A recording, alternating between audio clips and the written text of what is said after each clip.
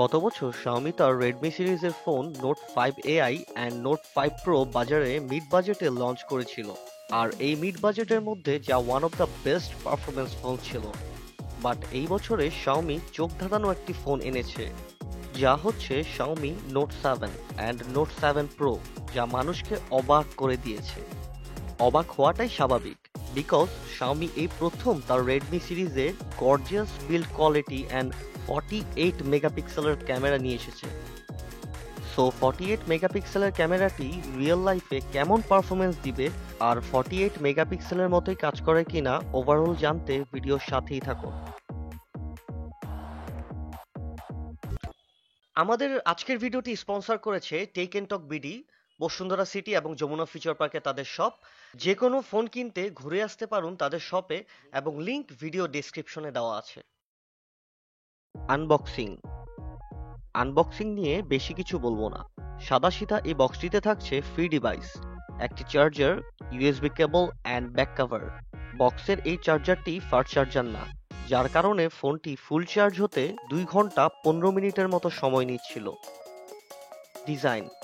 ডিজাইনের দিকে চোখ দিলেই দেখা যায় Xiaomi Redmi ফোনগুলোর ডিজাইন আমার কাছে খ্যাত লাগলেও Redmi Note 7 এর ডিজাইন অ্যান্ড বিল্ড কোয়ালিটি আসলেই সেই লেভেলে লেগেছে। ফোনটিতে বোথ পার্টে গ্লাস বডি ইউজ করায় ফোনটি অনেক গর্জিয়াস লাগছিল। সামনের দুই দিকে গ্লাস বডি থাকার কারণে বহুত ফিঙ্গারের ছাপ ও দাগও মিলবে সহজে। সো এটা থেকে বাঁচতে ব্যাক কভার মাস্ট ইউজ করতে হবে। ফোনটির ডান দিকে থাকছে পাওয়ার বাটন এবং ভলিউম আপ ডাউন বাটন। বাম দিকে থাকছে SIM card tray with SD card slot. Upper পার্টে থাকছে হেডফোন জ্যাক অ্যান্ড লোয়ার পার্টে থাকছে speaker with USB type C port. Display রেজুলেশনটি ছিল HD plus with IPS panel display. নচের পরিমাণটি ছিল ছোট। ডিসপ্লের কালার ব্রাইটনেস ছিল গুড লেভেলের। দিনের বেলায় ব্রাইটনেস ছিল ঠিকঠাকই। প্রোটেকশন হিসাবে ইউজ করা হয়েছে কর্নিং গরিলা গ্লাস 5, আর এতে ভিডিও কন্টেন্ট ছিল জোস লেভেলের।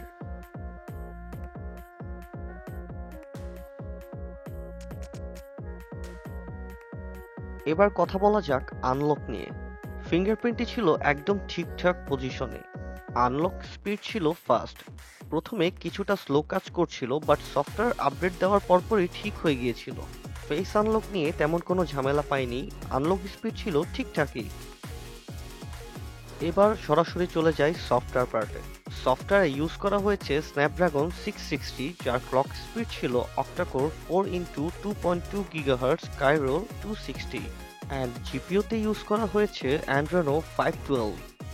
এতে রান করা হয়েছে অ্যান্ড্রয়েডের লেটেস্ট ভার্সন 9.0 পাই। থাকছে 3 রকমের ইন্টারনাল স্টোরেজের সুবিধা, 3GB RAM with 32GB ROM and 4 or 6GB RAM with 64GB ROM। Touch response ছিল ভালো, কোনো রকম ল্যাগ পাই নাই। ইউআই অপটিমাইজেশন বেটার ছিল। সফটওয়্যার স্পিড ছিল ফাস্ট। ফোনটি চাইনিজ রোমের কারণে অনেক রকম অ্যাপ ইনস্টল ছিল, যা ছিল বিরক্তিকর। বাট টেনশনের কিছু নেই, খুব তাড়াতাড়ি এর গ্লোবাল ভার্সন রিলিজ হবে। এবার গেমিং সেকশনে চলে যাই। গেম খেলেছি অনেক ধরনের, কোনো রকম ল্যাগিং ইস্যু পাই নাই। পাবজি খেলেছি হাই সেটিংসে, পারফরমেন্স ছিল ভালো। অ্যাসফল্ট 9, মর্টাল কম্ব্যাটের মতো গেমগুলোতে তেমন কোনো প্রবলেমই ফেস করিনি। স্মুথলি সব গেমই খেলতে পেরেছি। হিটিং ইস্যু নিয়ে কথা বললে শীতকালে তেমন কোনো হিট পাওয়া যায়নি, তবে গ্লাস বডি হওয়ার কারণে একটু হিট পাওয়া গিয়েছে।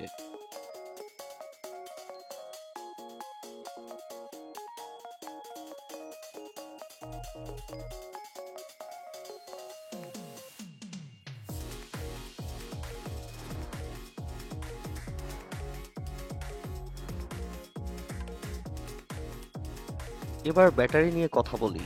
এতে ইউজ করা হয়েছে 4000 mAh ব্যাটারি, যা রেগুলার ইউজার এবং হেভি ইউজারদের জন্য একটি ভালো ব্যাকআপ দিতে পারবে। আর ফোনটিতে ইউজ করা হয়েছে কুইক চার্জার 4।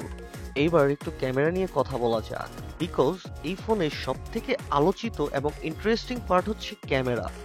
Xiaomi তার রেয়ারে দুটি ক্যামেরা দিয়েছে, যার একটি হচ্ছে 48 মেগাপিক্সেল স্যামসাং সেন্সর, যার অ্যাপারচার হচ্ছে f1.8, অ্যান্ড আরেকটি হচ্ছে 5 মেগাপিক্সেল ডেপথ সেন্সর। সো এখন মেইন কথায় যাওয়া যাক। এখানে 48 মেগাপিক্সেলের ক্যামেরা ইউজ করা হয়েছে, but we all know that Snapdragon 660-তে সর্বোচ্চ 24 মেগাপিক্সেল পর্যন্ত ক্যামেরা সাপোর্ট করে। সো শাওমি কিভাবে এই চিপসেটে 48 মেগাপিক্সেলের ক্যামেরা ইউজ করেছে? এখন এটা বুঝতে গেলে ইতিহাসের দিকে যাওয়া লাগবে, সো আমরা ওই দিকে যাচ্ছি না। এখানে রেগুলারলি 12 মেগাপিক্সেলের পিক 48 মেগাপিক্সেলে কনভার্ট করে, যা টোটালি সফটওয়্যারের কাজ। নর্মাল ক্যামেরা অ্যান্ড 48 মেগাপিক্সেলের ক্যামেরাতে ডেলাইটে তেমন কোনো পার্থক্য খুঁজে পাইনি।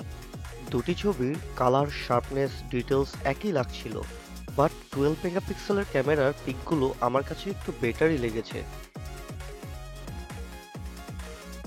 নোট 5AI এর ছবিগুলোর সাথে কম্পেয়ার করলাম, দেখলাম উভয়ের ছবিগুলো প্রায় সেম। শাওমি নোট 7 এর পিকগুলো ছিল পাঞ্চি, কালারফুল, ডেলাইটের ছবিগুলো ছিল জোস।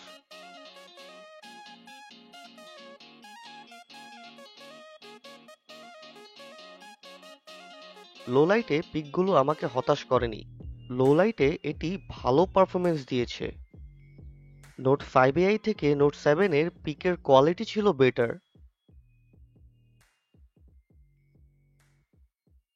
সেলফি ক্যামেরাতে ইউজ করা হয়েছে 13 মেগাপিক্সেলের ক্যামেরা। সেলফি ক্যামেরা দিয়ে তোলা ছবিগুলো ডেলাইটে গ্রেট ছিল। পোর্ট্রেট ক্যামেরার ছবিগুলো ছিল ভালো, লো লাইটে ভালো পোর্ট্রেট দিতে পেরেছে। নোট 7 এর সেলফি ক্যামেরা কিছুটা নোট 5AI এর মতোই ছিল।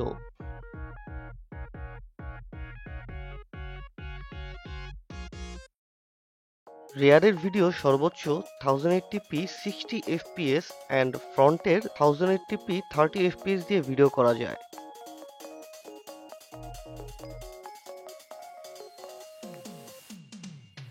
বর্তমানে এর price unofficially 3GB RAM 32GB ROM 17,000 and 4GB RAM 64GB ROM 20,000 টাকায় পাওয়া যাচ্ছে। একটু ওয়েট করতে পারেন, আশা করি 4GB র্যাম 64GB রোমের দাম কিছুটা কমবে। আর যারা অধিক আগ্রহ নিয়ে বসে আছেন তারা নিয়ে নিতে পারেন।